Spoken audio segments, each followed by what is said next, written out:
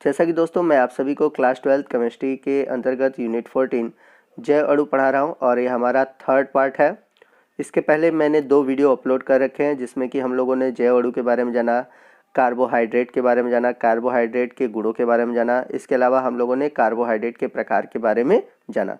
यदि आपने वो वीडियो नहीं देखा है तो उस वीडियो का लिंक मैंने आज के इस वीडियो के डिस्क्रिप्शन बॉक्स में दे रखा है, उस लिंक पर क्लिक करके वीडियो को देख सकते हैं।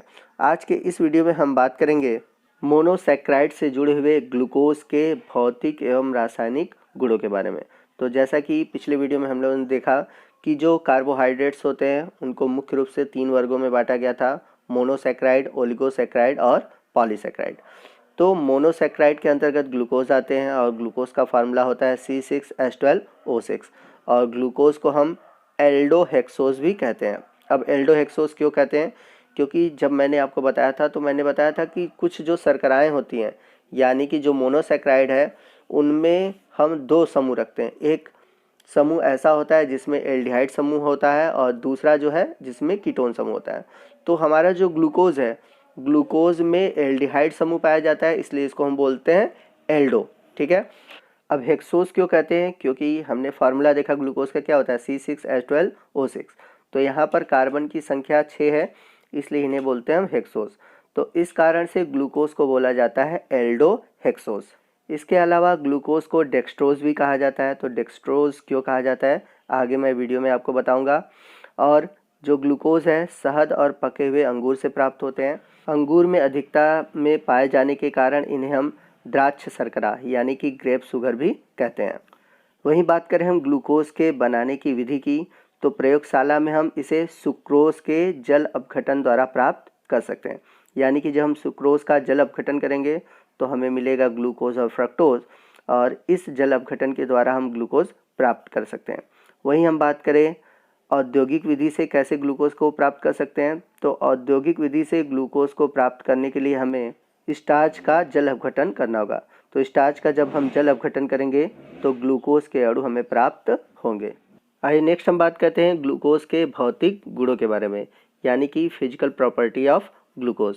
तो ग्लूकोज एक बेरंग यानी कि रंगहीन क्रिस्टलीय पदार्थ है जिसका स्वाद मीठा होता है और यह पानी में आसानी से घुलनशील होता है। परंतु ये अगर देखा जाए मतलब कि ग्लूकोज जो है वो चुकंदर से कम मीठा होता है, क्योंकि मैं आपको यहाँ पर बता दूँ जितने भी पके हुए फल होते हैं उनमें फ्रक्टोज पाया जाता है और प्रकृति में जो सबसे मीठा कोई शर्करा है वो है फ्रक्टोज। ये पॉइंट याद रखिएगा। तो याद रखिएगा प्रकृति में सबसे मीठी शर्करा जो होती है वो होती है फ्रक्टोज। अगला पॉइंट ये कहता है कि यह पौधे के लगभग सभी अंगों में पाए जाते हैं, जैसे कि फल, जड़ों, पत्तियों, फूलों इत्यादि में। नेक्स्ट पॉइंट ये कहता है यह विशेष रूप से अंगूर के रस और पके हुए फल, जामुन इत्यादि में पाए जाते हैं। और जैसा कि मैंने पीछे बताया कि ये सबसे अधिक अंगूर के रस में पाए जाते हैं, इसलिए इन्हें ग्रेप शुगर यानी कि द्राक्ष शर्करा भी कहते हैं। ग्लूकोज पशु जीवों में भी मौजूद होता है। वही बात करें हम मानव रक्त में इसकी मात्रा की, तो मानव रक्त में यह लगभग 0.1% होता है। और यदि मानव रक्त में इसकी मात्रा 0.1% से बढ़ती है तो ऐसे व्यक्ति मधुमेह यानी कि डायबिटीज़ से ग्रसित हो जाते हैं। ये तो बात हुई ग्लूकोज के भौतिक गुणों की। आइए चलते हैं नेक्स्ट पॉइंट की ओर, और हमारा नेक्स्ट पॉइंट मोस्ट इम्पॉर्टेंट है जिसमें हम बात करेंगे ग्लूकोज के रासायनिक गुणों के बारे में।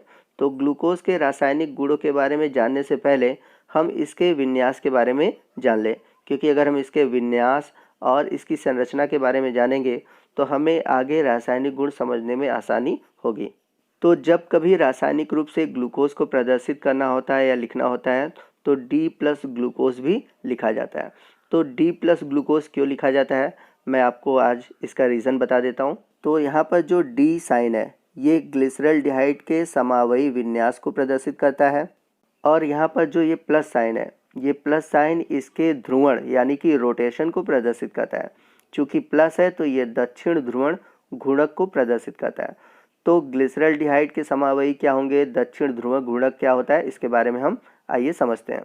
तो जैसा कि पिछले साल आप लोगों ने समवायता यानी कि आइसोमेरिज्म में पढ़ा होगा कि जब भी हम किसी पदार्थ से समतल ध्रुवित प्रकाश को गुजारते हैं तो यदि उसमें जो रोटेशन होता है यानी कि जो मॉलिक्यूल के बीच घूर्णन होता है, अगर वो घड़ी की दिशा में हो तो उसे हम बोलते हैं डेक्स्ट्रो रोटेटरी, ठीक है। और यदि घड़ी के विपरीत दिशा में हो तो इसे हम बोलते हैं लीवो रोटेटरी। तो यहाँ पर जब हम ग्लूकोज के अणु से समतल ध्रुवित प्रकाश को गुजारते हैं तो ग्लूकोज के अणुओं का जो रोटेशन होता है वो होता है दक्षिणावर्त, यानी कि दक्षिण ध्रुवण घूर्णन, या फिर उसे इंग्लिश में बोलते हैं डेक्स्ट्रो रोटेटरी।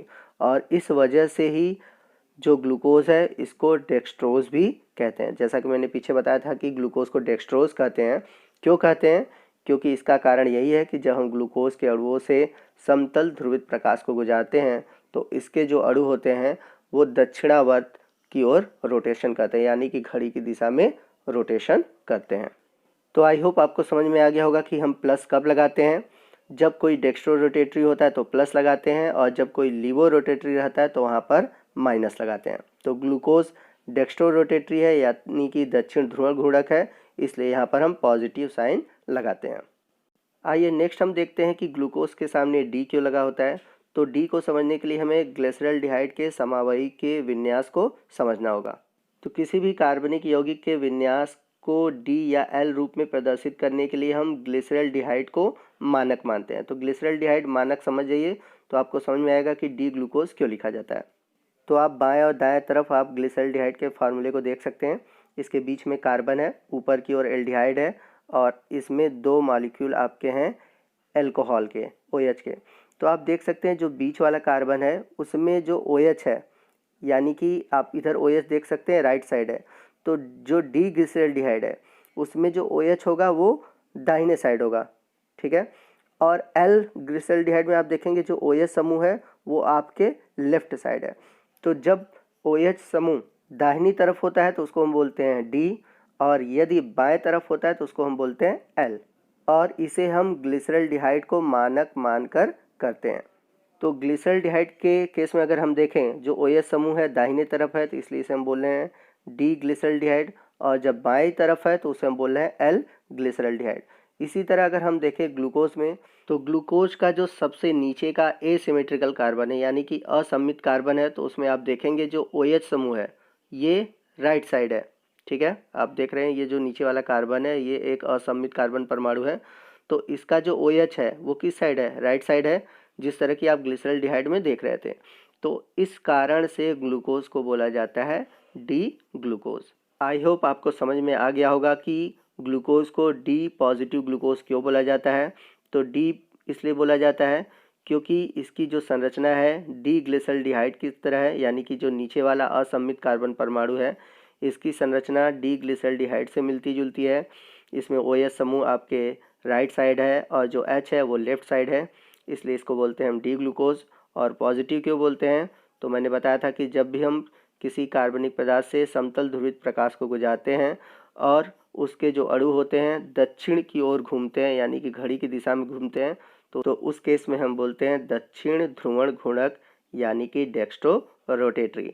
और इस वजह से ग्लूकोज को डेक्स्ट्रोज भी बोला जाता है। तो ये था हमारा आज का वीडियो। आज के इस वीडियो में हमने ग्लूकोज के भौतिक गुण और उसके प्रकाशीय विन्यास, या फिर हम कह सकते हैं ग्लूकोज के विन्यास के बारे में जाना। अगले वीडियो में हम ग्लूकोज के रासायनिक गुणों के बारे में जानेंगे। तो अगला वीडियो आपके लिए मोस्ट इम्पॉर्टेंट होने वाला है, क्योंकि आपके बोर्ड के एग्ज़ाम में इससे कई क्वेश्चन पूछे जाते हैं। तो आने वाले वीडियो में हम ग्लूकोज के रासायनिक गुणों के बारे में जानेंगे।